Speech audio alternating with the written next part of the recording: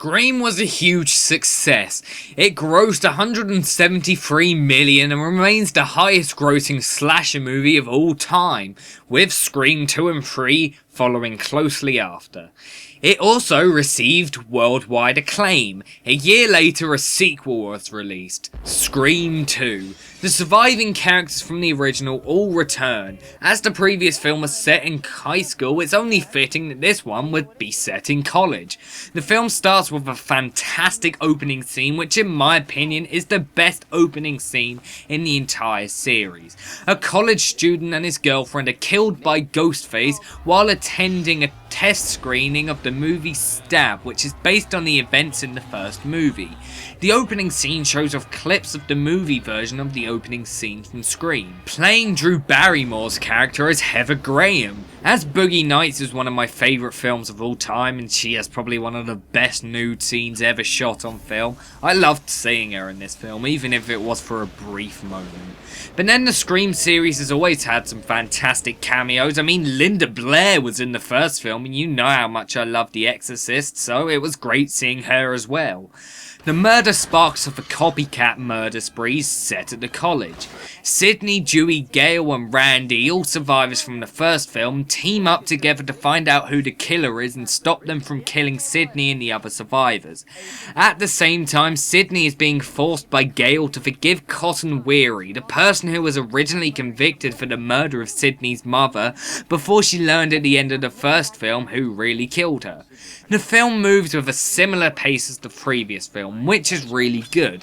There are a lot of comedic moments in the first half an hour, but then it takes a sudden drastic change towards horror, and it really works this time around.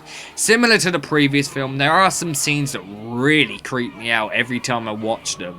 This film has more of these scenes. There are a lot of moments where I'm on the edge of my seat every time I watch them, and I've seen this film literally about 3 or 4 times. The character of Sydney is much more mature in this film, and it definitely shows. You can see the effect that the events in the previous film has had on her, and she seems like a different person who's suffering from post-traumatic stress disorder. A 5-page outline for the film was literally written before a company had even bought the script for the original film, which meant that the film was made while the original was still in theatres. Normally when a film sequel is released a year later, you can see that it's been rushed. This film had a lot of problems, including script rewrites being made after the script was leaked online, which meant the production at times were very rushed. But somehow this film comes out perfectly in the end. In fact, it's even better than the first film. Again, spoilers coming up, so click the annotation if you haven't seen the film. The killer in this film is a reporter who is seen throughout the film. It turns out she is actually the mother of Billy Loomis, who was Sydney's boyfriend and the killer in the previous film. The final act is really good. It's my favourite part in the series and one of my favourite final acts in film history.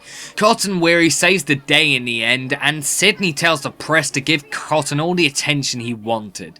The ending is really perfect in my opinion. One of the things I forgot to mention in my review of the first film was the acting, which was really good. In Scream 2, the acting is a bigger improvement.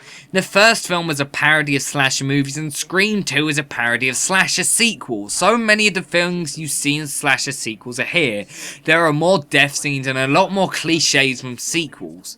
There is a massive whodunit element to Scream 2, and I'm a sucker for whodunit stories, so this was just right up my alley. Scream 2 was much better than the original, which surprised me a lot to say the least. It has a lot of what makes the original so great and a hell of a lot more. I give Scream 2 an A++.